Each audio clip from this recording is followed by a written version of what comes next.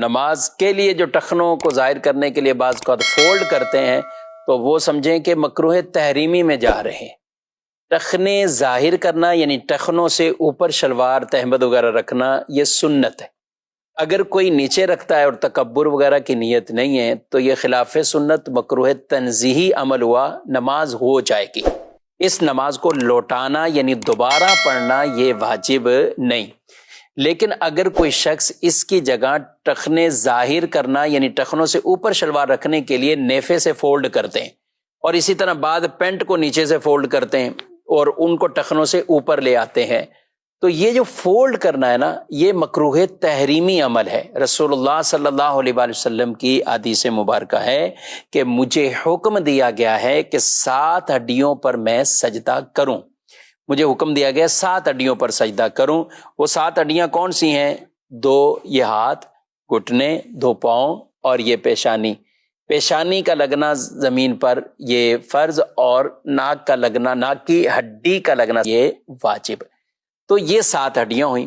فرمایا مجھے حکم دیا گیا 7 ہڈیوں پر سجدہ کروں اور اپنے بالوں اور کپڑوں کو نہ سمیٹوں۔ بال بھی یعنی جیسے چٹیا وغیرہ یا اس طرح کو بنانا، کپڑے بھی نہ سمیٹوں۔ تو یہ کپڑے جو فولڈ ہوتے ہیں، جن کو شلواروں کو بطور خاص نیفے سے فولڈ کیا جاتا ہے، تو یہ ٹھیک عمل نہیں ہے، یہ مکروہ تحریمی ہے۔ اسی طرح پینٹ اگر کوئی نیچے سے بھی فولڈ کرتا ہوا اوپر رکھ لیتا ہے تو یہ بھی مکروہ تحریمی عمل ہے۔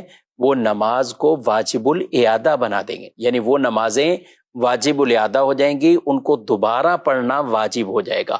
اگر کسی کی شلوار یا پینٹ بڑی ہے تو اسے چاہیے کہ پھر اولاً تو یہ چاہیے کہ ہونی اتنی چاہیے کہ ٹخنے ظاہر ہو جائیں، لیکن اگر ہے بڑی تو پھر وہ نارملی چھوڑ دے، یعنی ان کو فولڈ نہ کرے، نہ نیچے سے کرے نہ نیفے سے کرے، تاکہ ایسا نہ ہو کہ مکروہ تنزیہی سے تو بچ رہا ہے لیکن مکروہ تحریمی کے عمل میں پڑ رہا ہے۔ تو یوں اسے خیال اس چیز کا رکھنا ہوگا، اور کوشش یہی کریں ہمارا لباس ہی اتنا ہونا چاہیے کہ جو سنت کے مطابق ہو، اور ٹخنے بغیر فولڈ کے ہی ہماری شلواریں اتنی ہوں، پینٹ پہنے تو وہ اتنی ہو، یا تہمد ہے تو وہ اتنی ہو کہ وہ ٹخنے اس سے ظاہر ہوں، یعنی ٹخنوں سے وہ اوپر ہو۔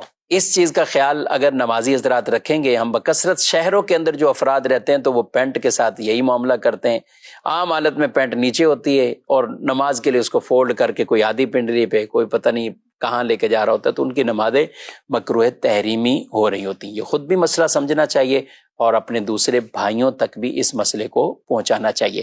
ہاتھ کے بعض اوقات یہ کلائیاں آدمی وضو کر کے آتا ہے، تو اب یہ وضو کیا اور اب یہ وضو کر کے آئے، اب اسی طرح ہی آپ نماز شروع کریں گے کہ تو یہ نماز بھی مکروہ تحریمی ہے، یہ نماز بھی آپ، جی ہاں، یہ نماز آپ کی مکروہ تحریمی، یعنی اس نماز کو بھی دوبارہ پڑھنا یہ واجب ہوگا۔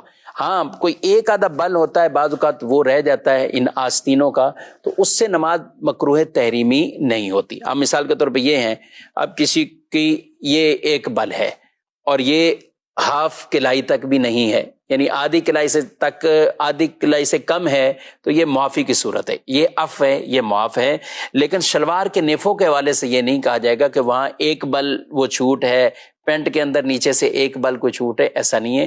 یہ صرف یہ جو حکم ہے یہ کلائیوں اور ان بازوؤں کے حوالے سے، کیونکہ عام طور پہ وضو کے بعد کچھ نہ کچھ یہ کپڑا ایسے فولڈ رہ جاتا ہے، لیکن جو نیچے ہی نہیں کرتے اور یہاں تک چڑھا ہوا ہے اور اسی طرح آگے نماز شروع کر دی، تو ان کی نماز بہرحال مکروہ تحریمی واجب الاحدہ ہو رہی ہوتی ہے۔